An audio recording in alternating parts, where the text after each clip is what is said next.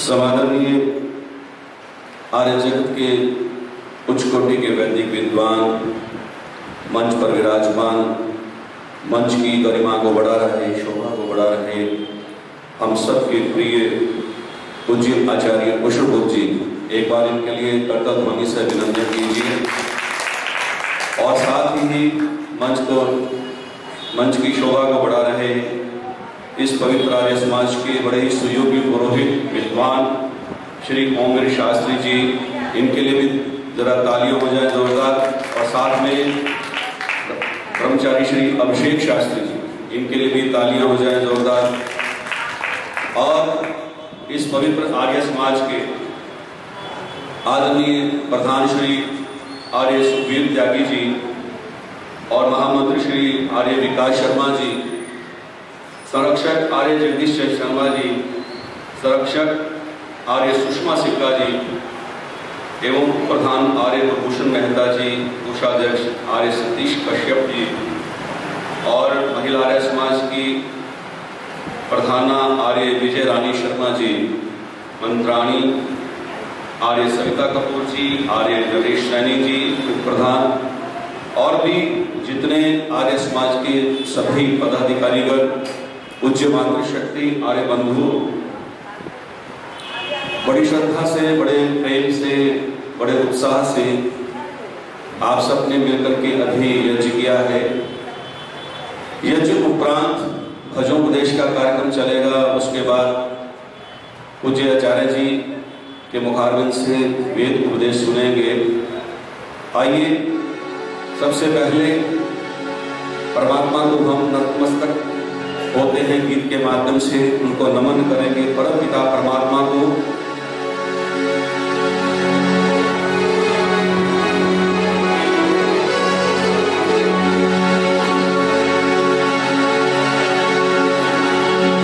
नमस्कार भगवान तुम्हें भक्तों का बारंबार हो, श्रद्धा रूपी भेंट हमारी मंगल में स्वीकार हो। आप भी थोड़ा थोड़ा बोलने का प्रयास करेंगे, बहुत अच्छा लगेगा।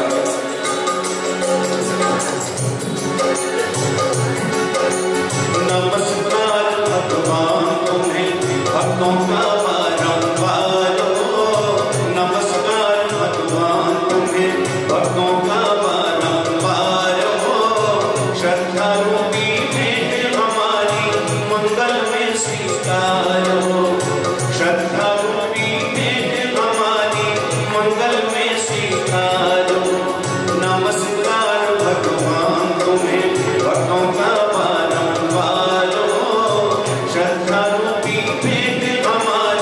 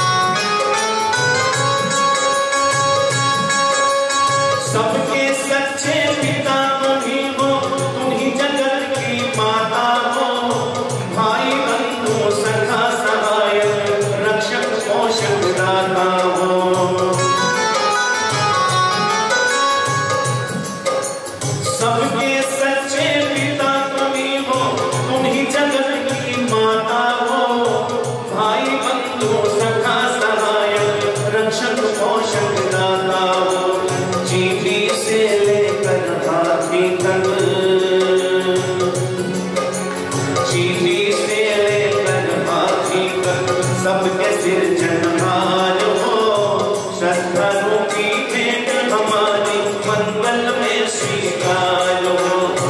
श्रद्धा रूपी भेंट हमारी मंगल में स्वीकार हो। नमस्कार भगवान तुम्हें भक्तों का बारंबार हो। श्रद्धा रूपी भेंट हमारी मंगल में स्वीकार हो। नमस्कार भगवान तुम्हें।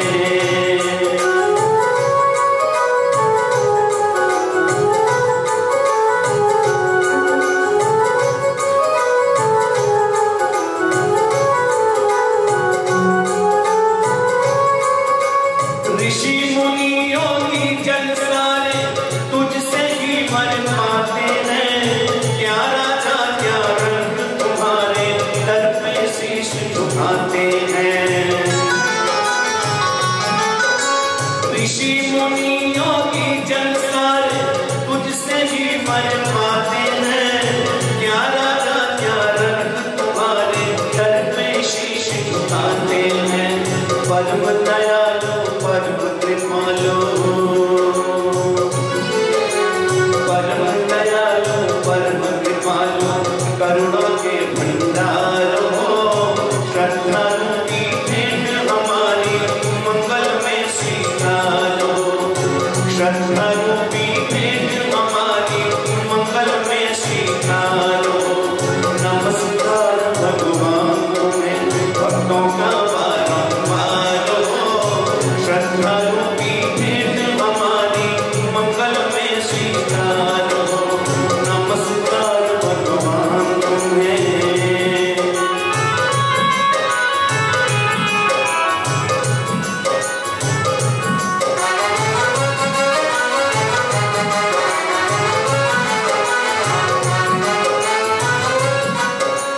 तूफानों से घिरे पथिक प्रभु तुम ही एक सहारा हो। डगमग डगमग नैया डोले तुम ही नाथ किनारा हो।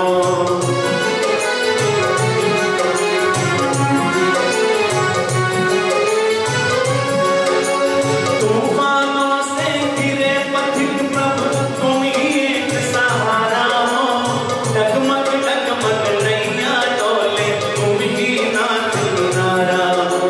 तुम घेवट हो इस नैया के, तुम घेवट हो इस नैया के, और तुम ही पतवार हो। श्रद्धा रूपी भेंट हमारी मंगल में स्वीकार हो। श्रद्धा रूपी भेंट हमारी मंगल में स्वीकार हो। नमस्कार भगवान तुम्हें भक्तों का बारंबार हो।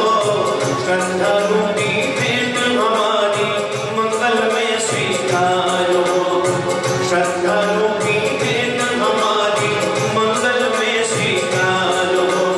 नमस्कार भगवान तुम्हें भक्तों का बारंबार हो। श्रद्धा रूपी भेंट हमारी मंगल में स्वीकार हो। श्रद्धा रूपी भेंट हमारी मंगल में स्वीकार हो। नमस्कार भगवान तुम्हें।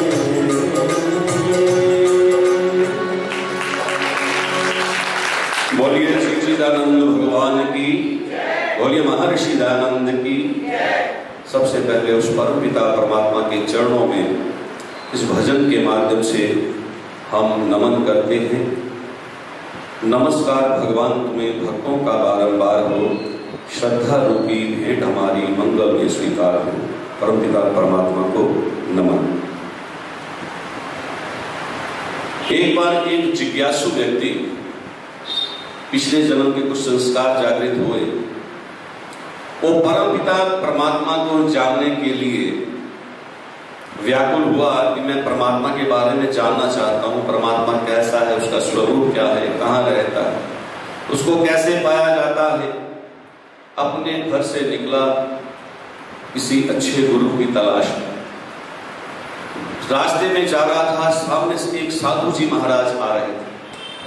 बहुत बड़ी बड़ी दाढ़ी, गले के अंदर बहुत सी मालाएं, रुद्राक्ष की मालाएं, हाथों में कई प्रकार की अंगूठियां, माथे पे तिलक और बड़े लंबे लंबे बाल। उस व्यक्ति ने, उस जिज्ञासु ने सोचा कि बहुत बड़ा महात्मा है, इससे कुछ जानकारी लेनी चाहिए।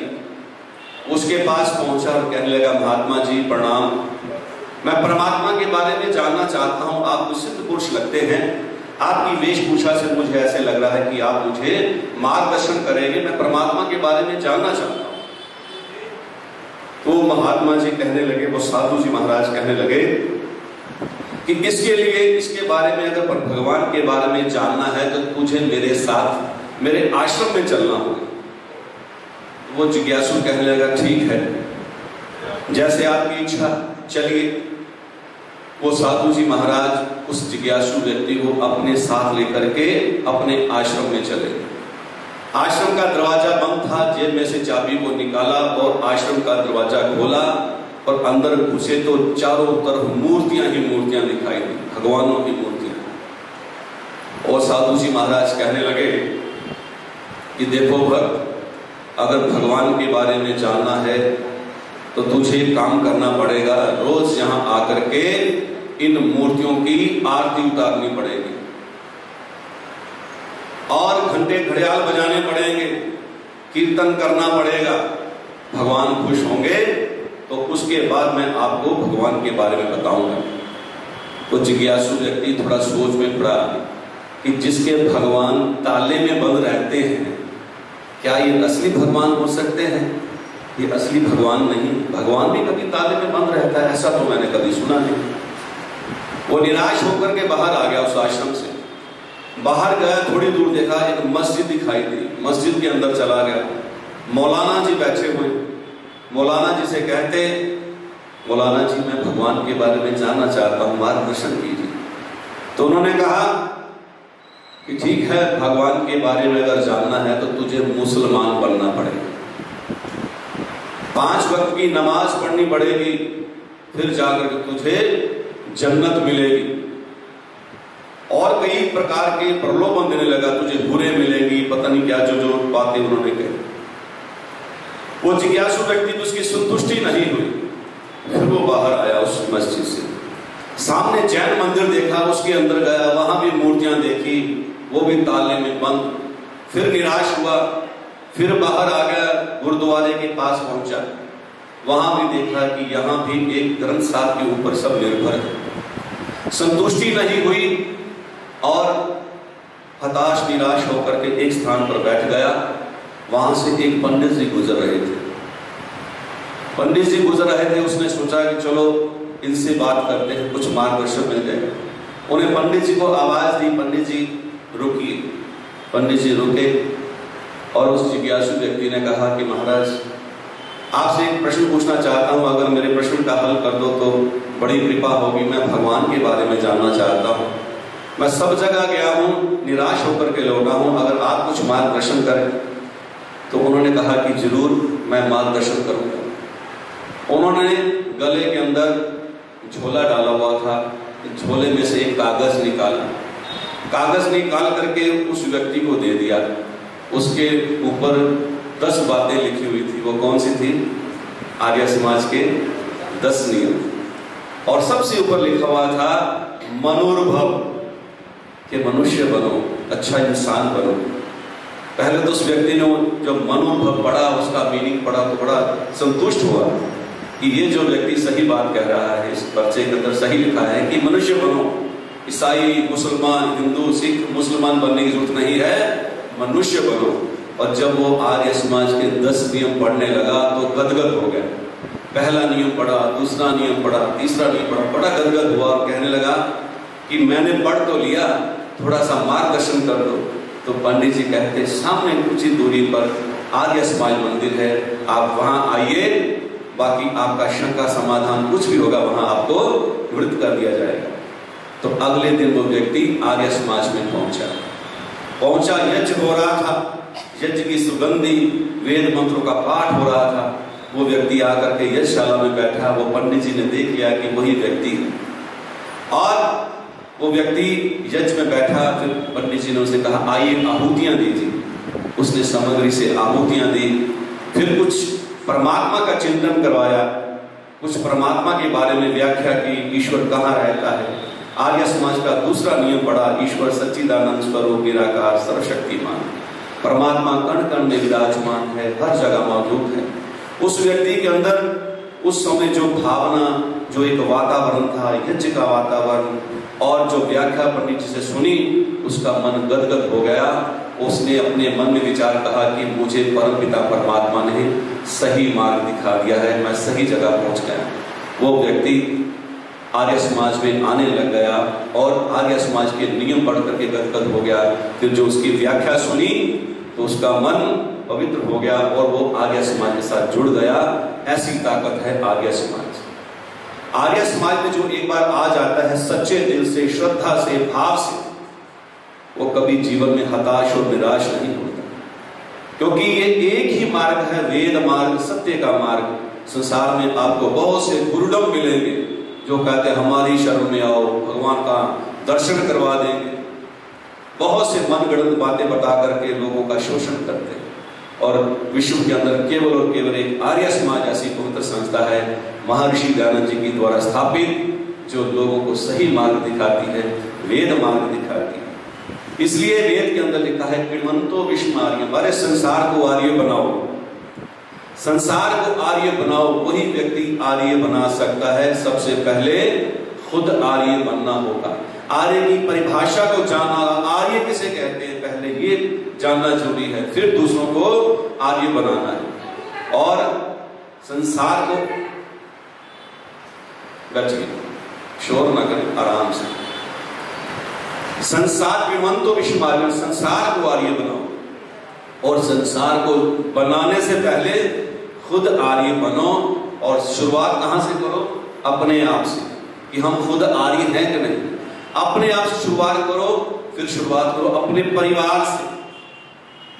जब हम बनेंगे आर्य, हमारा परिवार आर्य बनेगा तो समाज आर्य बनेगा, समाज आर्य बनेगा तो देश आर्य बनेगा। आजकल तो आर्य समाजों में प्रथा चल पड़ी है, जब कहीं परिवार के अंदर किसी बच्चे का जन्मदिन है, या पोते का जन्मदिन है, या पोती का जन्मदिन है, या बेटे की एनिवर्सरी है, अगर ऐसा कोई भी पर्व आता है, कोई भी परिवार के अंदर जन्मदिन आता है, तो बूढ़े बूढ़े बेचारे दादा दादी, नाना नानी आ जाते हैं। आज मेरे पोते का जन्मदिन है, यज्ञ करना है। तो उनसे पूछो पोता कहाँ है? वो सो रहा है, घर पे सो रहा है।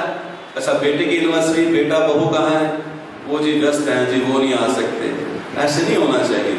लाओ, बच्चों को भी लाओ, कोशिश करो कि वो समाज में आए। तो ही जब तक हम खुद आर्य नहीं हैं, परिवार को नहीं बनाएंगे, तो समाज भी नहीं बनने वाला और संसार भी आगे आर्य बनने वाला नहीं। तो इसलिए कहा कि सबसे पहले परिवार को आर्य बनाओ, साथ लेकर के आओ बच्चों को। कैसे पता चलेगा यज्ञ क्या है, यज्ञ की सुगंधि क्या है, यज्ञ का महत्व क्या है। हमारे बड़े बड़े विद्वान यहाँ आकर के कितनी सुंदर सुंदर बातें बताते हैं। ये संस्कार लेने का समय होता है। हम लोग, कुछ लोग यहाँ आ जाते हैं, हमारे परिवार के बच्चे नहीं आते। जब जन्मदिन होता है, यहाँ तो करो, कोई बात नहीं, अच्छी बात है, उनकी अच्छे स्वास्थ्य के लिए यज्ञ करो, शुभकामना के लिए यज्ञ करो, लेकिन परिवार में भी करो। बच्चों से पूछ लो कि आपके पास कब समय है, सुबह है, दोपहर है, शाम को है। जब उनके पास समय है तब करो, लेकिन यज्ञ जरूर करो। आर्य समाज के पुरोहित को बुलाओ, फिर वो आकर के यज्ञ करेगा, बच्चों के संस्कार पढ़ेंगे, वो महत्व बताएंगे, यज्ञ क्या है, इससे क्या क्या लाभ होते हैं, बच्चों में संस्कार लाएंगे। लेकिन बच्चे आते नहीं। प्रयत्न करना चाहिए संसार को आर्य बनाने के लिए, खुद आर्य बनना पड़ेगा और फिर हम अपने परिवार को बनाएं तो ही बात बनेगी। तो कवि ने बड़ा सुंदर गीत लिखा है कि संसार को आर्य बनाओ, परिवार को आर्य बनाओ। सुनिए एक एक शब्द। और इस गीत के अंदर हमारे आर्य जगत के जितने भी सन्यासी विद्वान हुए हैं उनके नाम भी सुनिए, जिन्होंने अपना तन मन धन आर्य समाज के लिए और ऋषि दयानंद को समर्पित कर दिया। उनके नाम भी आएंगे इस गीत के अंदर, बड़ी श्रद्धा से सुनिएगा।